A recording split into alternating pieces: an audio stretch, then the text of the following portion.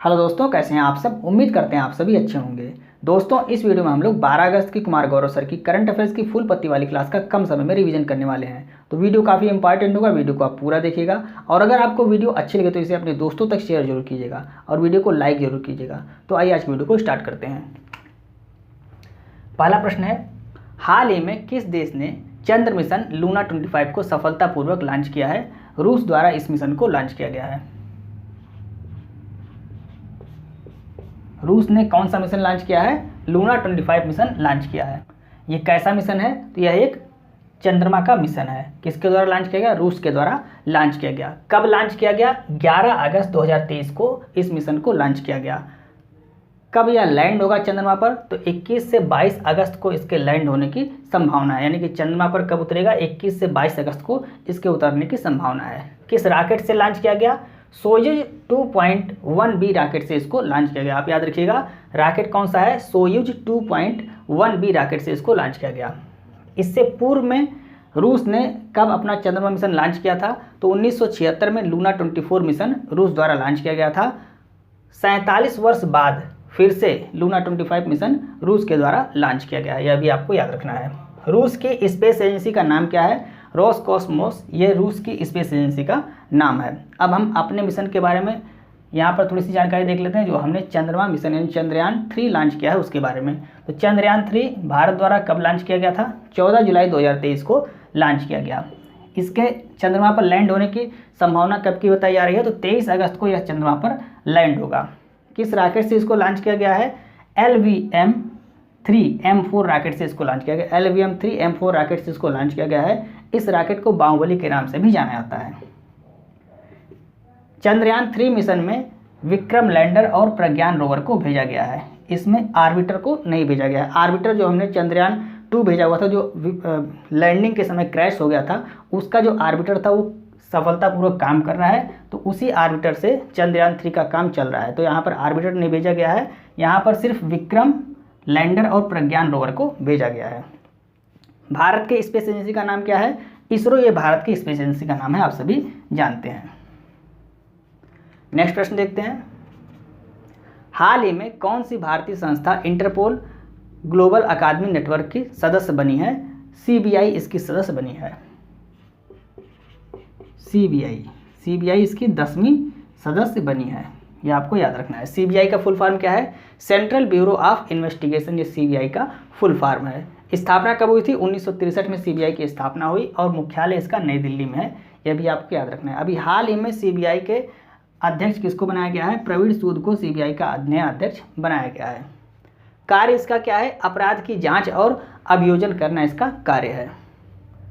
यह interpole global अकादमी का 10वां सदस्य बनाया, यानी कि CBI को 10वां सदस्य बनाया गया। यह भी आपको याद होना चाहिए। नेक्स्ट प्रश्न देखते हैं। हाल ही में चर्चा में रहा माउई द्वीप का संबंध किस देश से है? तो इसका संबंध अमेरिका से है। अमेरिका से किसका, कौन सा द्वीप है? माउई द्वीप का संबंध किस देश से है? अमेरिका से है। और यह चर्चा में क्यों था? क्योंकि यहाँ पर जंगलों में भीषण आग लगी हुई थी, इसलिए यह चर्चा में था। कहाँ का है? ये अमेरिका का एक द्वीप है जिसमें जंगलों में भीषण आग लगी हुई थी, इस वजह से यह चर्चा में है। माउई द्वीप ये कहाँ पर है? तो अमेरिका के हवाई प्रांत में यह द्वीप स्थित है। मोनोलोवा ज्वालामुखी ये कहाँ पर है? यह भी हवाई द्वीप में है। आपको याद रखना है, हवाई द्वीप अमेरिका में मोनोलोवा ज्वालामुखी है। आपको नोट कर लेना है। आइए हम नेक्स्ट प्रश्न डिस्कस करते हैं। चौथा प्रश्न है, हाल ही में भारत के सुप्रीम कोर्ट ने मोबाइल आधारित ई-पास बनाने के लिए कौन सा पोर्टल लॉन्च करने की घोषणा की है? सुस्वागतम पोर्टल को लॉन्च करने की घोषणा की गई है।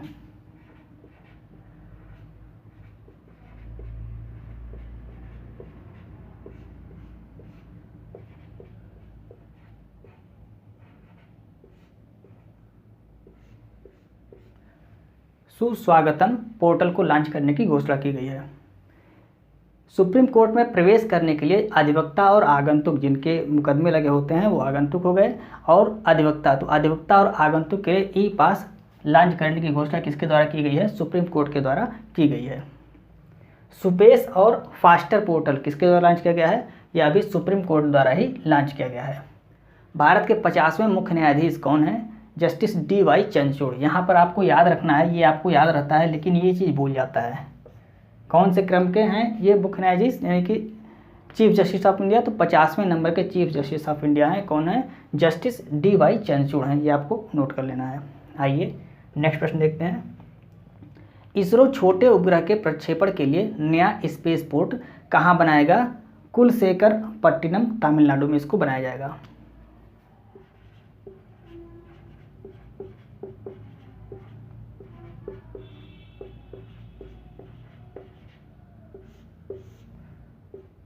कुलशेखरपट्टिनम, तमिलनाडु।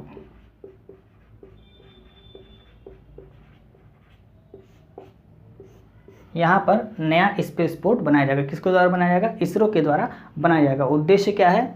कम लागत पर निजी कंपनियों के छोटे उपग्रह को लॉन्च करना इसका उद्देश्य है। तो छोटे उपग्रहों को लॉन्च करने के लिए नया स्पेस पोर्ट कहाँ पर बनाया जाएगा? कुलशेखरपट्टिनम, तमिलनाडु में इसको बनाया जाएगा। अब कुलशेखरपट्टिनम तमिलनाडु ये कहाँ पर है, किस जिले में है? तो थूथुकुड़ी जिले में स्थित है, यानी कि तमिलनाडु के थूथुकुड़ी जिले में यह स्थित है। इस समय थूथुकुड़ी जिला काफ़ी चर्चा में है। अभी हाल ही में आपने पढ़ा हुआ था आथूर पान के पत्ते का GI टैग किसको दिया गया है? थूथुकुड़ी जिला तमिलनाडु को आथूर पान के पत्ते का GI टैग दिया गया है। तो इसको भी आपको नोट कर लेना है। SSLV D2 रॉकेट द्वारा किस उपग्रह को लॉन्च किया गया था? आज़ादी सेट और EOS-07 इन दोनों उपग्रह को लॉन्च किया गया था। आइए नेक्स्ट प्रश्न देखते हैं। प्रतिवर्ष अंतर्राष्ट्रीय युवा दिवस कब मनाया जाता है? 12 अगस्त को मनाया जाता है।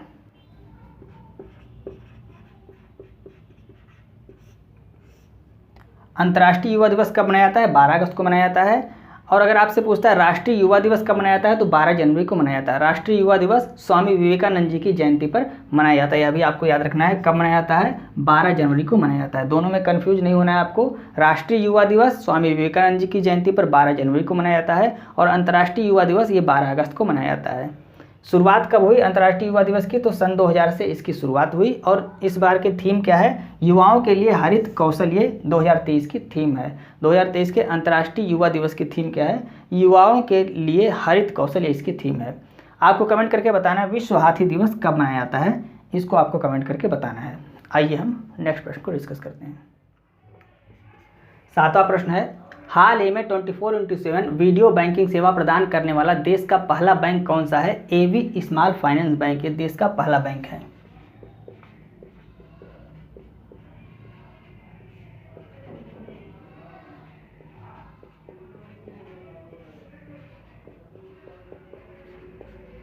AB स्मॉल फाइनेंस बैंक ये देश का पहला बैंक है जिसने 24/7 वीडियो बैंकिंग सेवा प्रदान की है। इससे ग्राहकों को क्या लाभ होगा? तो इसमें वित्तीय लेन देन, क्रेडिट कार्ड संबंधी पूछताछ या अन्य बैंकिंग समस्या का समाधान इसके माध्यम से किया जा सकेगा।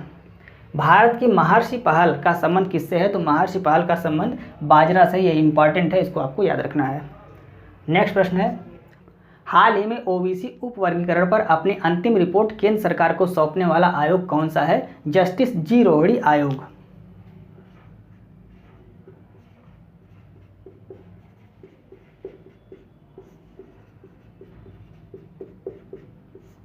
जस्टिस G रोहड़ी आयोग, इसका गठन कब किया गया था? तो जस्टिस G रोहड़ी आयोग का गठन 2017 में किया गया था और इसने 2023 में अपनी रिपोर्ट जाके दी है केंद्र सरकार को। अभी यह रिपोर्ट पब्लिक नहीं हुई है। उद्देश्य क्या था? तो OBC आरक्षण और अन्य लाभ, और OBC आरक्षण और अन्य लाभ का केंद्रीकरण कुछ प्रमुख जाति समूह में होने की जांच करना है। यानी कि इसके माध्यम से कहा गया था कि जो OBC में 27% आरक्षण दिया जा रहा है उसमें कई सारी जातियां हैं, तो उन जातियों में से कुछ ही जातियां ऐसी हैं जिसको 27% का लाभ मिल पा रहा है, बाकी अन्य जातियों को 27% का लाभ नहीं मिल पा रहा है। तो उसी की जांच करने के लिए जस्टिस G रोहड़ी आयोग का गठन किया गया था 2017 में और इसने 2023 में जाके अपनी रिपोर्ट दी है। अभी यह रिपोर्ट पब्लिक नहीं हुई है। वित्त वर्ष 2023 में सर्वाधिक निर्यात वाला भारत का जिला कौन सा है? तो जामनगर। जामनगर गुजरात में है, ये सर्वाधिक निर्यात वाला जिला बन गया है 2023 में। नेक्स्ट प्रश्न है, हाल ही में टेस्ला मोटर्स के मुख्य वित्तीय अधिकारी पद पर किस भारतीय को नियुक्त किया गया? यानी कि टेस्ला मोटर्स के मुख्य वित्तीय अधिकारी के पद पर किस भारतीय को नियुक्त किया गया है? वैभव तनेजा को नियुक्त किया गया है।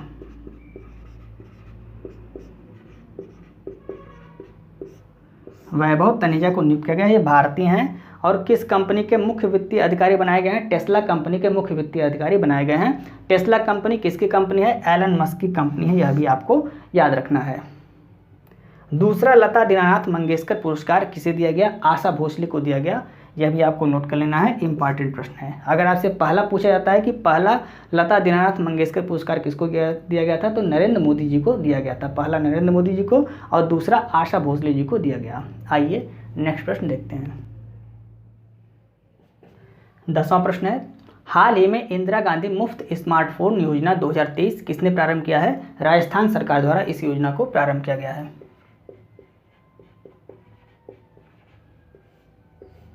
राजस्थान सरकार द्वारा कौन सी योजना प्रारंभ की गई है? इंदिरा गांधी मुफ्त स्मार्टफोन योजना स्टार्ट की गई है। शुरुआत कहाँ से की गई इसकी? तो शुरुआत की गई है राजस्थान के बांसवाड़ा जिले के मानगढ़ स्थान से इसकी शुरुआत की गई है। राजस्थान के बांसवाड़ा जिले के मानगढ़ स्थान से इसकी शुरुआत की गई है। पहला चरण जो स्टार्ट किया गया है वो 10 अगस्त से 30 अगस्त तक चलेगा और इस योजना के अंतर्गत 13.5 मिलियन महिलाओं को स्मार्टफोन दिया जाएगा। याद रखना है आपको, 13.5 मिलियन महिलाओं को स्मार्टफोन दिया जाएगा। इसमें फ्री इंटरनेट और वॉइस कॉल की सुविधा उपलब्ध होगी। किन महिलाओं को दिया जाएगा यह स्मार्टफोन? तो 9th और 12th की छात्राएं जो होंगी उनको दिया जाएगा। सरकारी कॉलेज की जो छात्राएं होंगी उनको दिया जाएगा। विधवा महिलाएं जो होंगी उनको दिया जाएगा और मनरेगा में 100 दिन पूरा करने वाली जो महिलाएं होंगी उनको यह स्मार्टफोन दिया जाएगा। कुल कितना स्मार्टफोन दिया जाएगा? 13.5 मिलियन स्मार्टफोन महिलाओं में वितरित किया जाएगा। शर्त क्या है इसकी कुछ शर्तें हैं। शर्त क्या है? राजस्थान का मूल निवासी हो, पहली शर्त है। दूसरा है चिरंजीवी परिवार हो। तीसरा है वार्षिक आय 2.5 लाख से कम हो। परिवार की वार्षिक आय 2.5 लाख से कम हो और परिवार में कोई सरकारी नौकरी ना करता हो। ऐसी महिलाएं इसमें अप्लाई करेंगी और उनको यह स्मार्टफोन दिया जाएगा। यह भी याद रखिएगा कि 9 और 12 मतलब 9वीं से 12वीं तक की छात्राओं को, सरकारी जो कॉलेज में छात्राएं पढ़ती हैं उनको, विधवा महिलाओं को और मनरेगा में जिन महिलाओं ने 100 दिन का कार्य पूरा किया है उन महिलाओं को यह स्मार्टफोन दिया जाएगा। आइए नेक्स्ट प्रश्न देखते हैं। मध्य रेलवे का तीसरा पिंक स्टेशन किस स्टेशन को बनाया गया? न्यू अमरावती रेलवे स्टेशन को बनाया गया।